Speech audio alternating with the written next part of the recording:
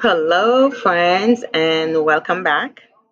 Today, I wanted to talk about some of the misconceptions about mental illnesses. As we know, in some cultures and some religious communities, seeing mental illnesses sometimes as something that's supernatural, right? And they avoid talking about someone who's struggling with mental illnesses.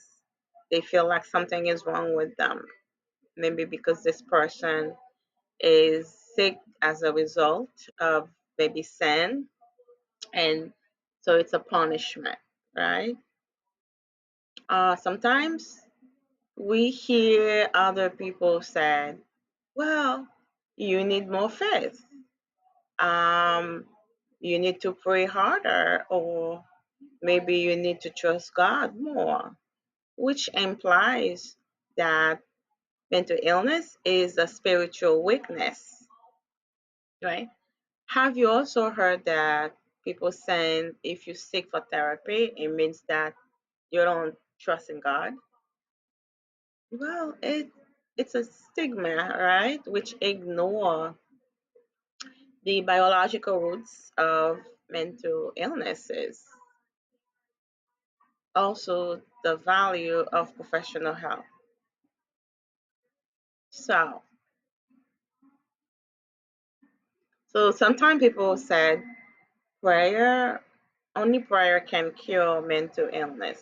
But while prayer offers comfort and spiritual strength, but it cannot be a substitute for medication or therapy.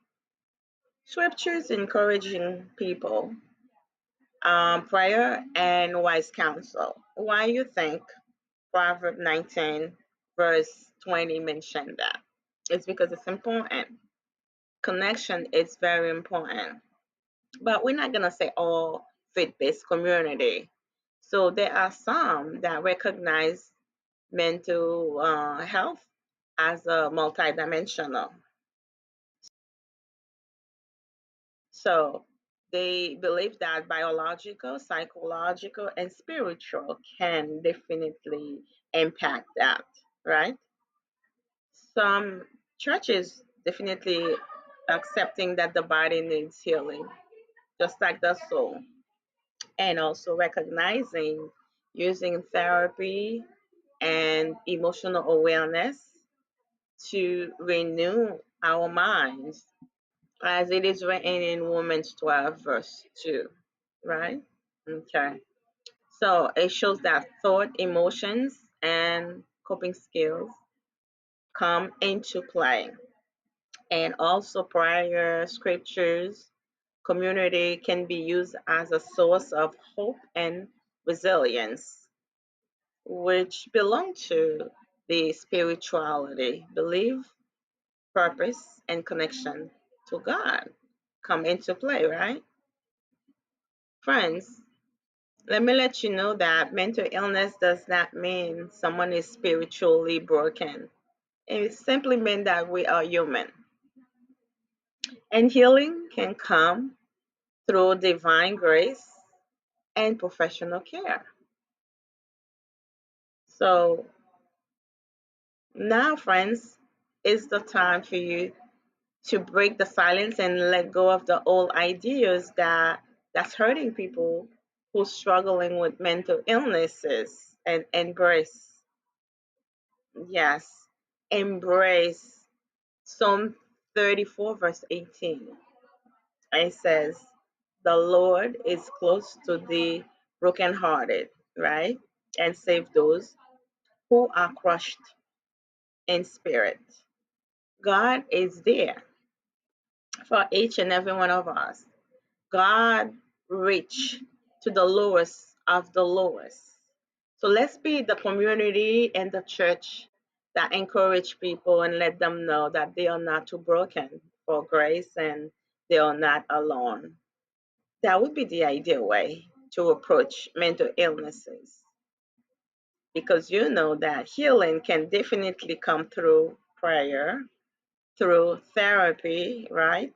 And then community support. So community support is very important. Family support definitely very important because we know Jesus meet us where we at with compassion, not shaming us. We should make churches and community a safe place to talk about mental illnesses. And together, let's break down the misconceptions about mental health. Well, friends, here you have it. Let's work together and make it a reality. And don't forget to subscribe and like the video and also share it with someone else. Hopefully, there was a lesson for you from this video. And let's destroy the misconceptions. It's not healthy, it's not getting us anywhere. I get it, but no, we have to stop it. All right. Thank you so much. Until then.